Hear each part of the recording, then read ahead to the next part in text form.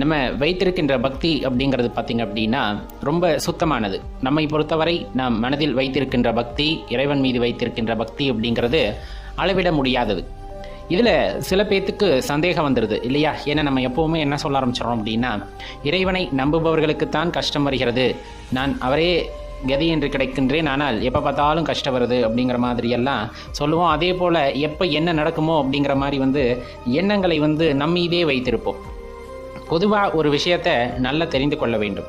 இப்போ ஒரு திருவிழா கூட்டத்துக்கு போகிறோம். திருவிழா கூட்டத்தில் போகும்போது அப்பா கூட வர்றாங்க, அம்மா கூட வர்றாங்க அப்படின்னா அவங்க கையை பிடிச்சிக்கிட்டு போகிறோம் அப்படிங்கும்போது நமக்கு கொஞ்சம் பயமாக தான் இருக்கும். ஏன்னா விட்டுட்டா என்ன ஆகுது அப்படிங்கிற அந்த பயமானது எப்போவுமே இருந்துக்கிட்டு இருக்கும். அப்போ அந்த இருநிலைப்பாட்டில் இருந்து நம்ம ஒரு சிந்தனைக்கு ஆட்படும் போது ஒரு குழப்பமோ அல்லது தேவையில்லாத எண்ணங்களோ அங்கே உதித்து கொண்டே தான் இருக்கின்றன. அதில் எந்த மாற்று கருத்துமே இல்லை.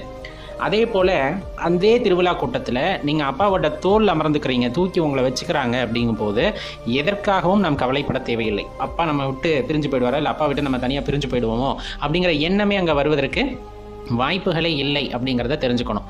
இது ஏற்கனவே நம்ம சொன்ன மாதிரி கிட்டத்தட்ட இந்த குரங்கு இருக்கு இல்லைங்களா, அதோட பக்தி மாதிரி தான். அதாவது பக்தின்னா நான் என்ன சொல்ல வரேன்னா, இப்போ குரங்கு குட்டி அவங்க அம்மாவை பிடிச்சிருக்கும். அப்போ என்னன்னா விட்டுருச்சுன்னா அவ்வளோதான் இல்லையா, விட்டுருச்சுன்னா அவ்வளோதான், கூட்டத்தில் தவறி போயிடும். ஆனால் பூனை என்ன பண்ணும், அதோட குட்டியை அது வாயில் கவ்விக்கிட்டு தான் போகும். ரெண்டுக்கும் வித்தியாசம் இருக்குது இல்லையா? அப்போ பூனை வாயில் அகப்பட்ட குட்டியை அது எக்காரணத்தை கொண்டும் விடாது.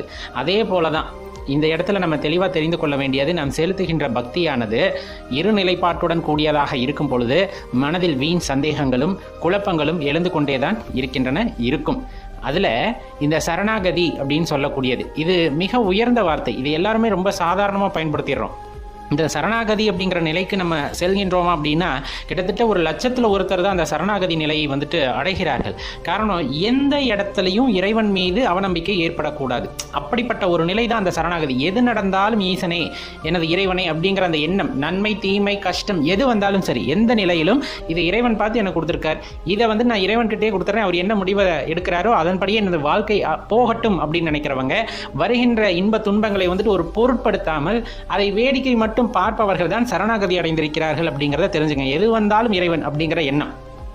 அப்படி இல்லாமல் அந்த துன்பம் நமக்கு பெருசாக தெரியுது, அந்த கஷ்டம் நமக்கு பெருசாக தெரியுதுன்னா நம்ம இன்னும் முழுமையான அந்த பக்தி மார்க்கத்தில் செல்லவில்லை, இறைவன் மீது அசைக்க முடியாத நம்பிக்கையை கொண்டிருக்கவில்லை அப்படிங்கிறத தான் தெரிஞ்சுக்கணும்.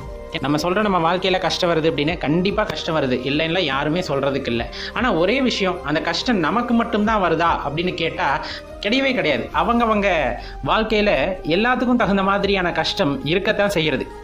ஒருத்தருக்கு பண கஷ்டம், ஒருத்தருக்கு உடல்நல கஷ்டம், இந்த மாதிரி ஒவ்வொருத்தருக்கும் ஒவ்வொரு கஷ்டம் இருக்கத்தான் செய்யுது. அவங்கள கேட்கும்போது என்னோட கஷ்டம் தான் பெருசு அப்படின்னு சொல்லுவாங்க. ஏன்னா அது தன்னிலைப்பாட்டிலிருந்து சிந்திப்பது.